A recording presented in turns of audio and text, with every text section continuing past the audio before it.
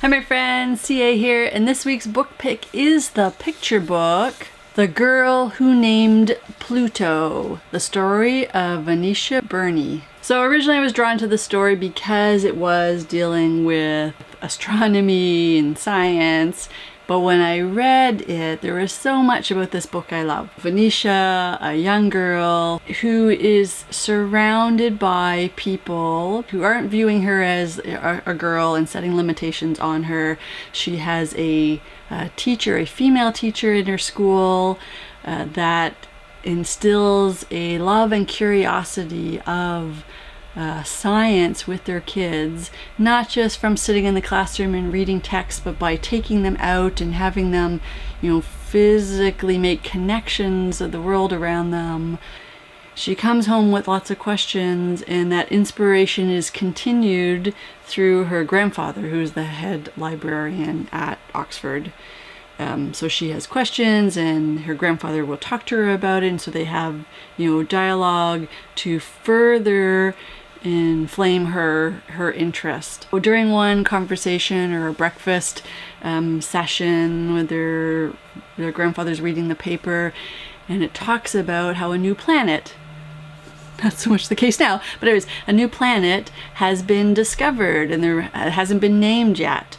And when Venetia takes the knowledge that she's learned from sort of her class and from these conversations, thinking about this planet, it's so far away from the sun and how it must be really kind of cold. It must feel like the underworld, like in Greek mythology, with Neptune's brother Pluto, and has suggested to her grandfather, perhaps they'll name it Pluto, like making this connection from literature and science into the story to come up with this name.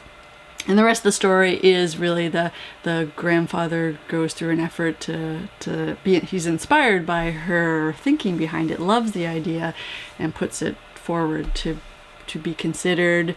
The story alone about the naming of the planet is wonderful, but just the whole idea of this young girl and her interest in science and taking, science and literature and art, like all of these pieces that she's exposed to and extrapolates and comes up with the name, the role that the teacher played, the role that her family played. Like, I think it's a great example, not only to kids, about, especially girls, that science isn't just like a boys thing, that girls can play a part in advancements in learning and furthering science, and we hear that often. But then as parents and those who are in the lives of these kids, our kids, it also reminds us that we too have an impact. And facilities around our kids can help to either squash a desire and interest or build it to flourish into something new. So I really love it for that.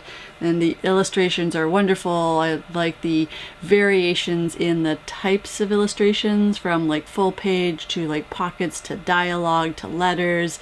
It really all gives you sort of a sense that you're following along, not necessarily just reading a story, but you're following along with Venetia. Like, you're part of conversations, you're part of letters, you're part of stories around her involvement with this naming of the planet.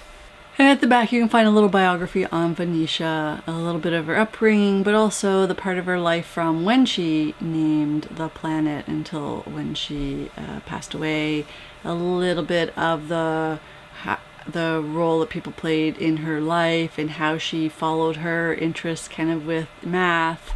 Again, another sort of inspiration for young people, but also young girls. I'll be sure to include in the description below a little more information on the book in case you're interested in adding it to your child's home library. You can find me here on Wednesdays talking about books for kids with a little bit of geek twist.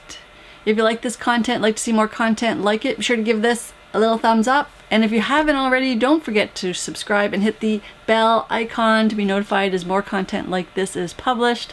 And until next time, one to beam out.